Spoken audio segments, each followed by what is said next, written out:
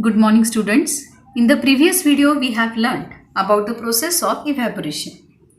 Through the process of evaporation, water gets converted into water vapor, and the amount of water vapor in the air is called humidity.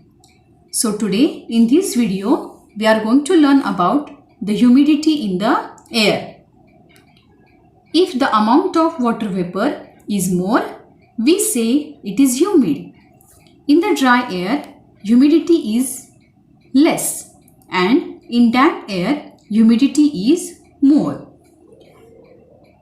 Air can hold moisture in specific quantity at specific temperature only.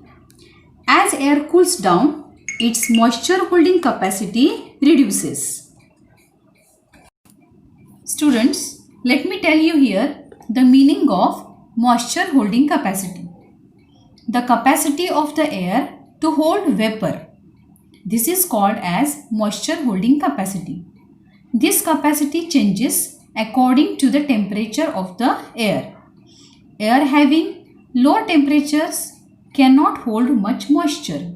As the temperature of the air increases, its capacity to hold moisture also increases. This implies that warmer air can hold more moisture than cold air. At a certain temperature, the moisture holding capacity of air becomes equal to the proportion of moisture present in it.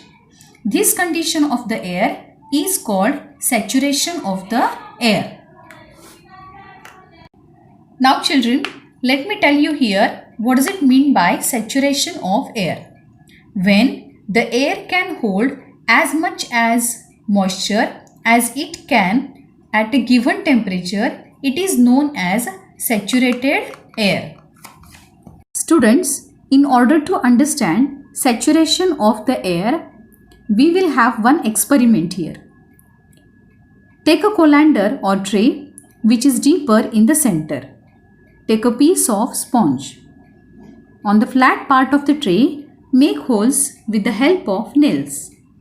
Keep the sponge on the center of the tray or colander. Make sure there is no water in the sponge. Pour water on the sponge with a big spoon. Keep pouring water with the spoon till the sponge becomes wet with water. Now let us see the following questions. First question. What happened to the water which was poured initially? Answer. The water which was poured initially was absorbed in the sponge. Second, when you were pouring water on the sponge, what did you expect? When we were pouring water on the sponge, we expected that water will trickle out from the sponge. Third question, what happened when you poured more water on the sponge? Answer, when we poured more water on the sponge, the water trickled out from the sponge. Fourth question, what conclusions can you draw from this? Answer, after certain limit, the water holding capacity of the sponge gets ended and it becomes saturated.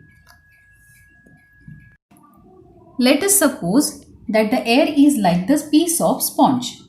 How many spoons of water does the sponge absorb? After the sponge is full of water, drops of water start trickling out.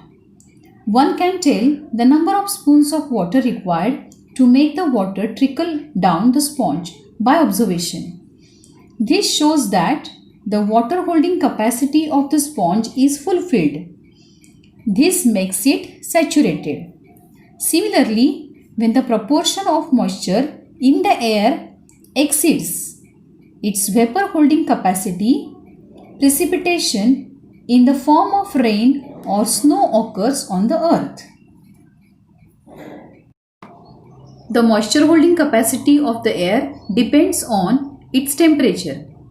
Higher the temperature, higher is the holding capacity.